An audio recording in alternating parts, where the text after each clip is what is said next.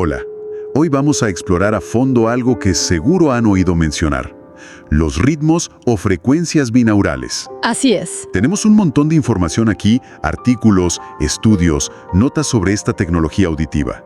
Mucha gente los usa esperando concentrarse mejor, relajarse o incluso dormir como un bebé. Claro, pero ¿qué hay de cierto en todo esto? Nuestra misión hoy: entender qué son realmente estos ritmos, cómo se supone que funcionan en nuestro cerebro y, sobre todo, separar las promesas que circulan por ahí de lo que la ciencia, puede comprobar de verdad. ¿Listos para afinar el oído? Y el cerebro. Exacto. Y lo primero es decir que la base, la percepción de estos ritmos, es un fenómeno real, bien conocido en psicoacústica. Es como una ilusión auditiva que crea nuestro propio cerebro. Ok. El debate empieza cuando hablamos de si escuchar estos ritmos puede de verdad cambiar nuestro estado mental, hacernos sentir más relajados, más concentrados, ese tipo de cosas. Claro. Ahí entra el concepto clave que vamos a desmenuzar: el supuesto arrastre de ondas cerebrales. Veremos si esta idea tiene bases científicas sólidas o si es más bien parte del mito popular. Ok, vamos a desglosar esto entonces. ¿Qué es exactamente un ritmo binaural? Porque no es un sonido que exista en el aire, ¿verdad? No, para nada. Es una ilusión. Imagina que te pones auriculares, y esto es clave, necesitas auriculares sí o sí. Ajá. Y escuchas un tono puro en un oído, digamos a 400 Hz, Hz, y otro tono ligeramente diferente en el otro oído, por ejemplo a 420 Hz. Ok. Tu cerebro, al procesar estas dos señales distintas, genera la percepción de un tercer sonido, una especie de pulso o ritmo fantasma a 20 Hz. La diferencia entre los dos. Exacto. Que es justo la diferencia entre las dos frecuencias originales. Pero ese pulso de 20 Hz no está sonando fuera de tu cabeza. Lo crea tu cerebro. Interesante. ¿Y funciona con cualquier par de sonidos? No, tiene sus reglas. Las frecuencias originales tienen que ser relativamente bajas. Normalmente por debajo de unos 1000 o 1500 Hz. ¿Y eso por qué? Bueno, esto es porque las neuronas que procesan el sonido tienen como un límite de velocidad para seguir la fase de la onda sonora, algo que técnicamente se llama phase locking. Básicamente significa que no pueden seguir ritmos que sean demasiado rápidos. Además, la diferencia entre las dos frecuencias debe ser pequeña, generalmente entre 1 y 35 Hz. ¿Y si es más grande? Si la diferencia es mayor, simplemente oyes dos tonos separados, no el ritmo fantasma. Entendido. ¿Y dónde ocurre esta magia, por así decirlo, en el cerebro? El punto clave donde se cree que nace esta ilusión es una estructura en el tronco encefálico, bien abajo, llamada núcleo olivar superior. Ok. Es como la primera estación de relevo importante donde la información de ambos oídos se junta. Nuestro cerebro usa mecanismos parecidos para saber de dónde viene un sonido en el espacio, pero los ritmos binaurales son un estímulo muy artificial, constantes, monótonos, muy diferentes a los sonidos complejos que escuchamos normalmente. Claro. Y aquí está la distinción crucial. Que percibimos este ritmo fantasma es un hecho neurofisiológico. Vamos, comprobado desde hace más de un siglo. Ajá. El problema, o el mito, surge cuando se da el salto y se asume que, solo porque el cerebro lo crea, este ritmo puede controlar o modificar potentemente cómo funciona el resto del cerebro. La percepción es sólida, sí, pero la evidencia de sus efectos prácticos... Aquí es donde se pone realmente interesante, ¿no? La famosa teoría del arrastre de ondas cerebrales o Brain Waving Treatment. Esa misma. La idea es que si escuchas un ritmo binaural a, digamos, 10 Hz que cae en la banda alfa, puedes como que empujar a tu cerebro a producir más ondas alfa y así sentirte más relajado porque las ondas alfa se asocian con la relajación despierta. Exacto. Antes de seguir, recordemos rapidito las principales bandas de ondas cerebrales, de más lentas a más rápidas. Delta, que es 1 a 4 Hz, es el sueño profundo sin sueños, bien profundo. Luego, Theta, de 4 a 8 Hz, es sueño ligero, meditación profunda, a veces se asocia con creatividad también. Ajá. Alfa, 8 a 13 Hz, es ese estado de relajación tranquila pero alerta, como cuando estás descansando con los ojos cerrados pero despierto. Ok. Beta, de 13 a 30 Hz, es cuando estamos activos, concentrados, pensando, resolviendo problemas. El modo trabajo. Algo así.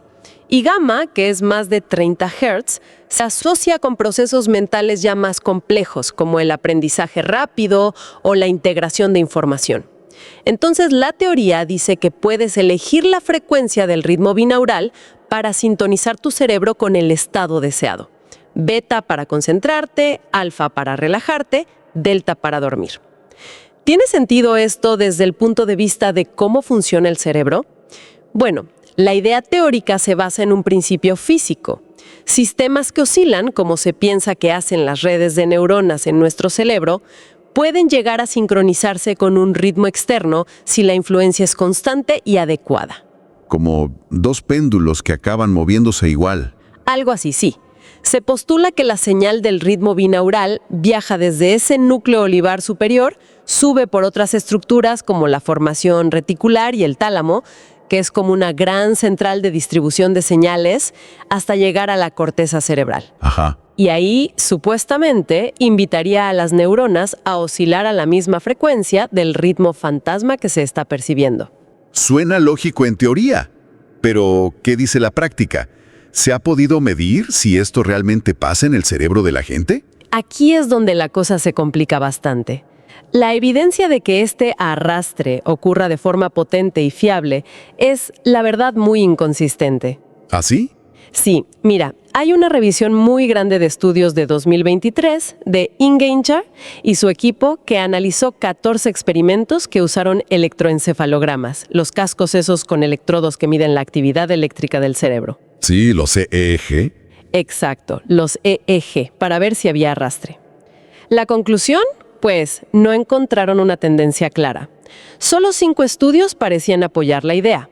8 la contradecían directamente y 1 tenía resultados mixtos. O sea, un panorama muy dividido. Vaya. Entonces, la idea esta de que podemos forzar a nuestro cerebro a entrar en modo alfa o beta a voluntad, simplemente escuchando. La ciencia actual dice que eso no está nada claro, ¿verdad? Exacto. No está nada claro que funcione así de forma general y predecible. Incluso en los estudios que sí ven algún cambio en el EEG, a menudo no es específico. ¿Cómo que no específico? Por ejemplo, a veces ponen un ritmo alfa y ven que aumentan las ondas teta, no las alfa. O ponen un ritmo beta y resulta que disminuye la actividad teta. Eso va en contra de la idea de un arrastre preciso a la frecuencia que tú quieres. Claro, no es lo que se busca. Y hay otro detalle importante. Cuando comparas los ritmos binaurales con los monoaurales, que es cuando mezclas los dos tonos antes de que lleguen al oído, creando un pulso físico real como una fluctuación de volumen, el sonido ya viene con el pulso. Eso es. Pues resulta que estos ritmos monoaurales producen un arrastre en la corteza cerebral más fuerte y más fiable que los binaurales. Espera, ¿entonces los monoaurales sí funcionan mejor para eso del arrastre? ¿Eso le quita mérito a los binaurales? Pues parece que sí, al menos para la sincronización cortical directa. La señal física directa parece ser más efectiva para hacer que las neuronas de la corteza auditiva se sincronicen. Vaya. Sí, esto cuestiona un poco la idea de que el procesamiento binaural, la ilusión creada por el cerebro, tenga alguna ventaja especial para modular la actividad cerebral global. Existe una respuesta medible en el cerebro llamada respuesta auditiva de estado estable, la ESSR. Ajá. Que básicamente mide si las neuronas en la zona auditiva están siguiendo el ritmo del sonido. ¿Se puede medir una ASSR con ritmos binaurales? Sí, pero suele ser débil. Y medir esa respuesta débil en la corteza auditiva no significa automáticamente que puedas dominar la actividad de todo el cerebro y ponerlo en modo concentración o relajación a voluntad. Entiendo. Así que la idea popular del arrastre funcional, de cambiar tu estado mental de forma controlada, sigue siendo en gran medida un mito a nivel práctico. Entendido. Pasemos entonces a las promesas más concretas. ¿Sirven para mejorar la memoria o la atención? Porque hay muchísimas apps y videos que afirman eso. El panorama aquí es un laberinto. Hay granos de verdad, como se suele decir.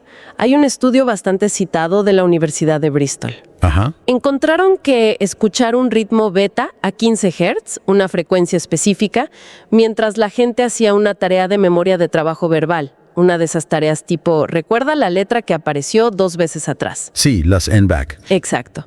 Pues mejoró su precisión. Y no solo eso. Usando EEG, vieron cambios en el cerebro. Mayor conexión en una red entre la parte frontal y parietal, que es clave para ese tipo de memoria, y también un aumento de ondas teta en la zona prefrontal.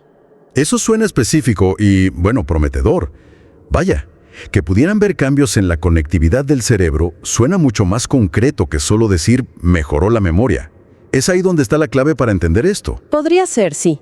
Pero esa especificidad es también el problema, que fue con 15 Hz, en esa tarea, con esos cambios neurales. Otros estudios no encuentran lo mismo. Ah, no se replica. Exacto. Por ejemplo, en la Universidad de Florida Central probaron ritmos beta en tareas de memoria de trabajo y no vieron ningún efecto, ni siquiera en estudiantes con rasgos de TDAH que, en teoría, podrían beneficiarse más. Qué curioso. Incluso hay estudios con efectos negativos. Uno encontró que 30 minutos de un ritmo teta a 7 Hz empeoró el recuerdo de palabras. ¿En serio? Vaya. Sí.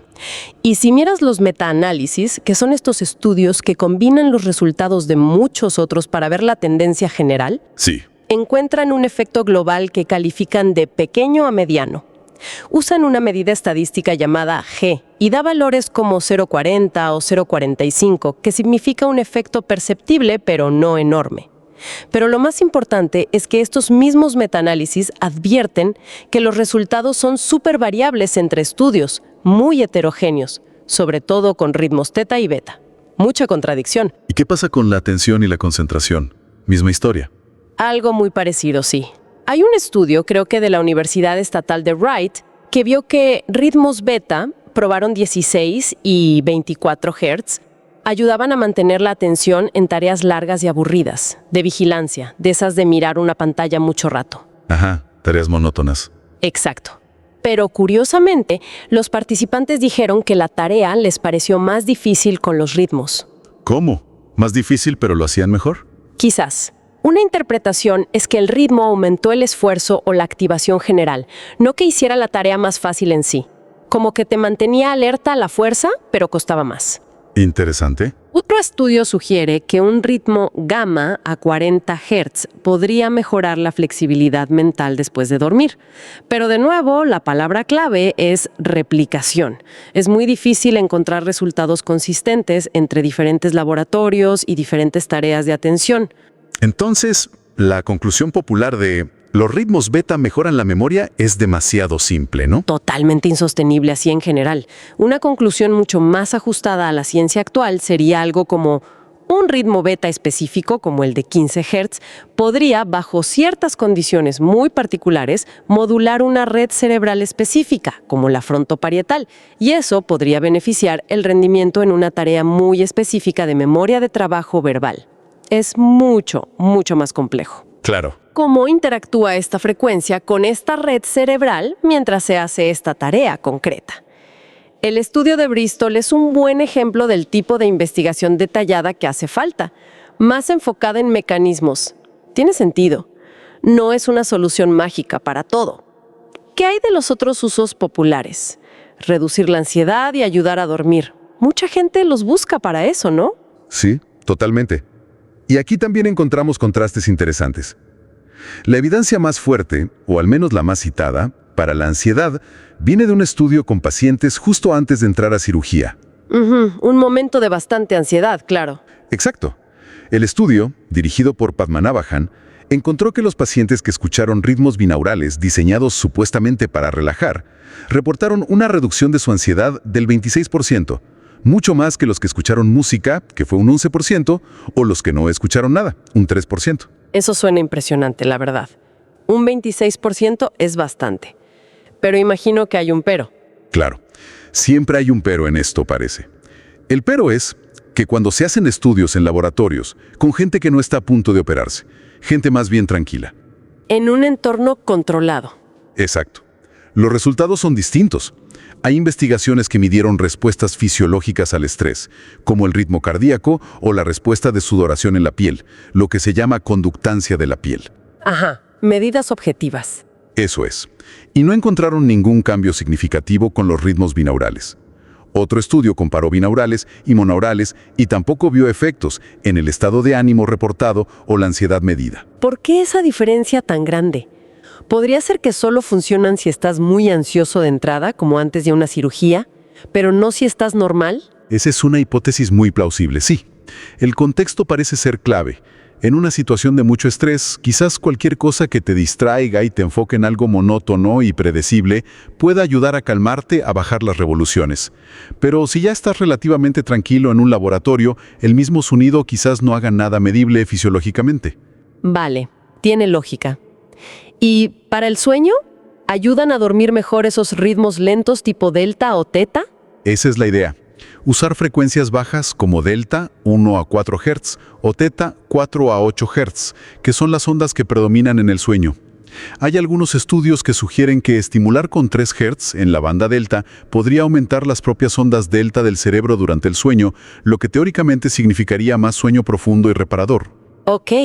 Otros estudios, a menudo con grupos específicos como atletas, reportan que la gente dice dormir mejor o sentirse menos cansada durante el día después de usar ritmos de 2 a 8 Hz por la noche. Incluso hay un estudio con personas con insomnio que reportó mejoras subjetivas en la calidad del sueño y menos tiempo para quedarse dormido. Suena bien, pero ¿con qué nivel de confianza podemos tomar estos resultados? Me imagino que también hay peros aquí. Con mucha cautela, la verdad. La investigación sobre el sueño y binaurales es todavía muy preliminar. Muchos estudios tienen pocos participantes, se basan muchísimo en lo que la gente dice sentir, autoinformes, lo cual es muy subjetivo. Claro, no es lo mismo que medirlo. Exacto. Y a menudo no usan mediciones objetivas del sueño, como las que se hacen en los laboratorios de sueño con electrodos por todo el cuerpo, la famosa polisomnografía. Organizaciones serias como la Sleep Foundation americana dicen claramente que la evidencia actual es limitada, variable y, en definitiva, no concluyente. Esto me lleva a pensar, si los efectos directos del arrastre son dudosos y los beneficios para ansiedad y sueño son inconsistentes y quizás dependen del contexto o son subjetivos, ¿podría ser que el beneficio venga de otra cosa totalmente distinta? Exactamente. Esa es una hipótesis alternativa muy interesante y que gana fuerza. Y si el efecto no viene de la frecuencia específica del ritmo, de si es alfa, beta o delta, sino del acto mismo de escucharlos. ¿Cómo así? Piensa en lo que haces cuando usas binaurales. Te pones auriculares, te aíslas del ruido exterior, te concentras activamente en un sonido simple, monótono, predecible. Eso es básicamente una forma de meditación de atención enfocada. Ah, claro. Como meditar en el sonido. Exacto. Y sabemos, por muchísima investigación, que la meditación y las técnicas de relajación sí tienen efectos reales y medibles en el sistema nervioso autónomo, en la reducción del estrés. Quizás el beneficio que algunas personas sienten con los binaurales sea simplemente por eso, porque están haciendo una actividad que en sí misma es relajante y bloquea estímulos externos. Sería como un placebo estructurado. Claro, eso explicaría por qué parece funcionar mejor cuando alguien está muy ansioso o estresado, porque cualquier técnica de relajación ayuda más ahí, y por qué los efectos desaparecen en estudios de laboratorio más controlados con gente tranquila. Tiene mucho sentido. Podría ser una explicación bastante plausible para parte de los efectos reportados. Sí. Entonces, si llevamos décadas investigando esto, ¿por qué sigue habiendo tanto debate y confusión? Mencionaste problemas metodológicos antes. Enormes. Son un lastre para el campo. El principal problema es la tremenda variedad, la heterogeneidad brutal entre los estudios. Es casi imposible comparar los resultados porque cada investigación se hace de una manera diferente. ¿En qué varían tanto? En todo, prácticamente. ¿Cuánto tiempo escuchan los sonidos los participantes? ¿Son minutos, horas? ¿Se lo ponen varios días seguidos? ¿Qué frecuencias exactas usan como portadoras? ¿Y cuál es la diferencia binaural? ¿Qué tan fuerte es el sonido? Importantísimo. ¿Lo mezclan con ruido de fondo, ruido rosa, ruido blanco, o con música, o es el tono puro solo? Claro, cada detalle puede cambiar el resultado. Exacto. Y sobre todo, ¿contra qué lo comparan? ¿Cuál es el grupo control? Gente que escucha a silencio, gente que escucha un solo tono constante, música normal y relajante, otro ritmo binaural que se supone que no hace nada, un placebo. Es como comparar peras con manzanas y a veces con ruido rosa o con música clásica. Así es imposible sacar conclusiones firmes. Y el efecto placebo debe ser un dolor de cabeza aquí, ¿no? Si esperas relajarte, quizá te relajes un poco solo por eso. ¡Gigantesco! Es increíblemente difícil diseñar un buen placebo para este tipo de estudios auditivos. ¿Cómo creas un sonido que la gente crea que es activo, que tiene el potencial de hacer algo, pero que en realidad no tenga el supuesto efecto del ritmo binaural específico que estás probando? Cualquier sonido rítmico, cualquier música suave, podría relajar o distraer un poco por sí mismo. Claro. Las expectativas de la gente influyen muchísimo, sobre todo cuando mides cosas subjetivas como cómo te sientes de ansioso o qué tal dormiste. Además, está el famoso sesgo de publicación. ¿El qué, perdón? El sesgo de publicación es la tendencia a que sea más fácil publicar estudios que encuentran un efecto positivo, que funcionan, que aquellos que no encuentran nada o encuentran efectos negativos. Ah, claro. Los resultados aburridos no se publican tanto. Exactamente. Y eso puede inflar la percepción de eficacia de una técnica porque vemos más los éxitos que los fracasos. El campo de los binaurales parece estar un poco atascado en esto.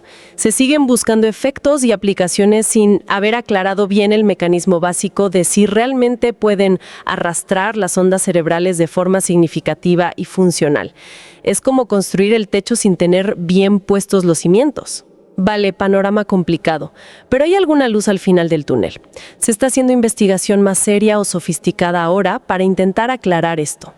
Sí, afortunadamente, la investigación está avanzando y se está volviendo más sofisticada. Se está yendo más allá del EEG tradicional, que mide la actividad eléctrica en la superficie. ¿Qué se está usando? Por ejemplo, se usa la resonancia magnética funcional, la fMRI, que no solo mide la actividad eléctrica, sino que puede ver qué áreas del cerebro se activan y, lo que es más importante, cómo cambia la conexión funcional entre diferentes redes cerebrales mientras se escuchan los binaurales. Ah, ver cómo se comunican las distintas partes. Exacto. Un estudio con fMRI, por ejemplo, vio que ritmos alfa parecían modular la comunicación entre redes importantes para la atención y el control cognitivo, como la red frontoparietal y redes visuales motoras. Otra herramienta que se usa más es la ASRR que mencionamos antes. La que mide si el cerebro sigue el ritmo, ¿no? Esa misma. Mide de forma más directa si las neuronas de la corteza auditiva se sincronizan con el ritmo del estímulo y confirma que sí, que hay sincronización. Pero, y esto es importante recalcarlo, los mismos estudios a menudo encuentran que esta sincronización es más débil con los ritmos binaurales que con los monoaurales, el pulso físico. O sea que la magia del binaural no parece traducirse en una señal más fuerte en el cerebro. No necesariamente, al menos en términos de sincronización cortical medida con ASR. Donde sí podría haber un avance interesante en el futuro es en la personalización. ¿Personalización? ¿Cómo sería eso? ¿Hacer ritmos a medida? Algo así. Nuestros cerebros no son todos iguales. Mi frecuencia alfa natural, el pico de mi ritmo alfa cuando estoy relajada, puede ser ligeramente diferente a la tuya. Quizás 10 Hz funciona para mí, pero para ti es 10.5 Hz. Claro. Así que el futuro podría estar en sistemas de bucle cerrado. Imagina un sistema que mide alguna señal de tu cuerpo en tiempo real, como tu ritmo cardíaco, tu conductancia de la piel, o incluso tus propias ondas cerebrales con un EEG portátil, y ajusta la frecuencia del ritmo binaural que te está enviando para intentar optimizar el efecto en ti en ese momento. Ah, adaptar el sonido a la persona en tiempo real. Suena a ciencia ficción, pero muy interesante. Hay algún estudio piloto que intentó algo así, ajustando la frecuencia binaural según el electrocardiograma del individuo, para intentar mitigar el estrés agudo. Eso sí sería adaptarse al usuario. ¡Wow! ¿Y qué hay del potencial para tratar enfermedades? Se oye hablar de Alzheimer, TDAH, dolor crónico. ¿Hay algo ahí? Aquí hay que poner el freno de mano y ser súper cautas. Hay algún estudio preliminar muy pequeño, por ejemplo en personas con deterioro cognitivo leve o Alzheimer temprano. Ajá. Uno sugirió que estimular diariamente con ritmos alfa durante unas semanas podría mejorar algo la cognición y el estado de ánimo, y que eso se relacionaba con cambios en el EEG. Para TDAH o dolor crónico, el interés es más exploratorio. Casi no hay ensayos clínicos serios y bien diseñados. O sea, muy en pañales todo eso. Totalmente. Todo esto es muy especulativo. Necesitamos primero entender bien los mecanismos básicos antes de saltar a aplicaciones terapéuticas. Quizás el valor real de los binaurales, al menos por ahora, no sea tanto como terapia directa, probablemente no lo sea, sino como una herramienta, como una sonda para que los neurocientíficos entiendan mejor cómo funciona la sincronización neuronal en el cerebro. Como una forma de preguntarle al cerebro. Exacto. En lugar de preguntar, ¿los binaurales curan la ansiedad?, preguntar cómo responde esta red cerebral específica a este ritmo binaural específico y qué aprendemos de esa respuesta sobre cómo el cerebro procesa ritmos o sincroniza su actividad. Entendido. Entonces, resumiendo un poco todo lo que hemos analizado hoy, la percepción del ritmo binaural, esa ilusión auditiva, es totalmente real y, la verdad, fascinante. ¿Sí lo es? Pero la idea tan extendida de que estos ritmos pueden arrastrar nuestras ondas cerebrales de forma potente y fiable para mejorar nuestra mente, nuestro ánimo o nuestro sueño, bueno, esa idea no tiene un respaldo científico sólido y consistente por ahora.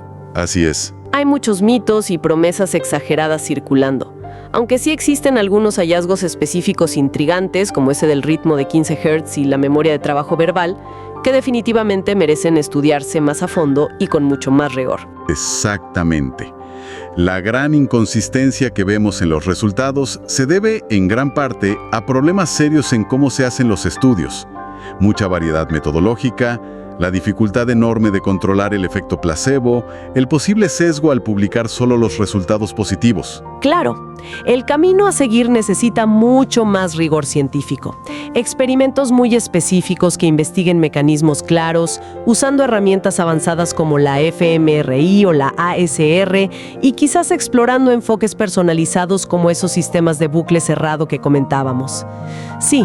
Pero, por ahora, el potencial parece estar más en ayudarnos a entender cómo funciona nuestro propio cerebro que en ofrecer soluciones rápidas y universales para mejorar nuestro bienestar diario.